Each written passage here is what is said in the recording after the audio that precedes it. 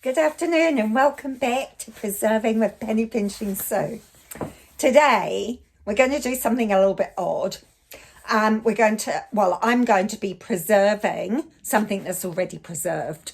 If you have a look down here, you will see I've got some cans of fruit, and you'll see from this can just how eroded it's got. I've not stored them very well, so I've got some canned pineapples and some canned peaches, and if I look at the cans, they're not doing so very well. So what I'm going to do is give these cans a really good wash so that when I open them, I've got I don't have any contamination going into the pot. Here in New Zealand, we tend to use the overflow method, also known as open kettle method, for preserving fruit. However, for this recanning project, I've opted to water bath them. Water bath canning is primarily used for high acid foods, with pressure canning more prevalent for lower acid foods such as meat and vegetables. Whilst I tend to adhere to these guidelines, I'm also aware that many cultures water bath meat and vegetables, usually for around about 3 hours. One of my jars for water bathing, I need to, I'll just wash these out in warm soapy water. When you're water bathing for longer than 10 minutes, there's actually no need to sterilise your jars, teachers. What I did while I was opening the cans was there's one side that's rustier than the others on each can, so I go for the can that's not the side that's not so rusty. I had one of those ring pull cans. I'm not a fan of them, and 3 plasters and and a cover later from cutting my finger on one.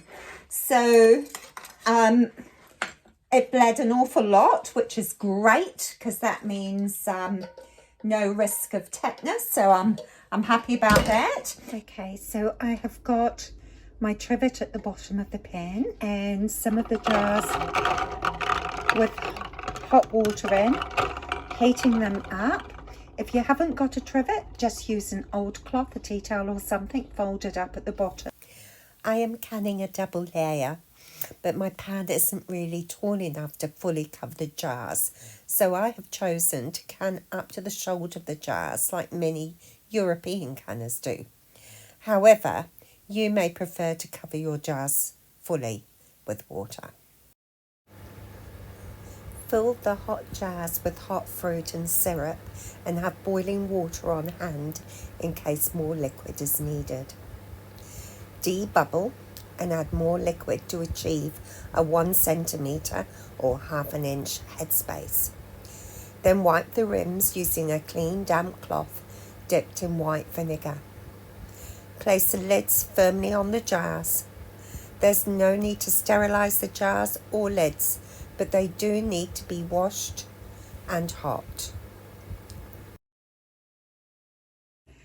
Now they're in the canner, and I'll wait until they come to a rolling boil, and then I'll start the timer for 20 minutes.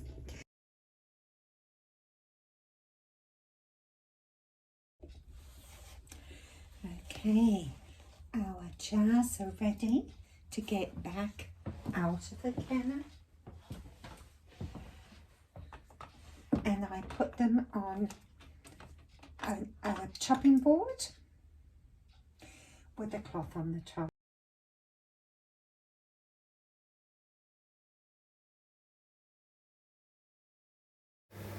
The jars are perfectly sealed and there's no more rust, so I'm really happy with that. And so they'll be shelf stable for a few more years. So I'm pretty good with that. Thank you for watching.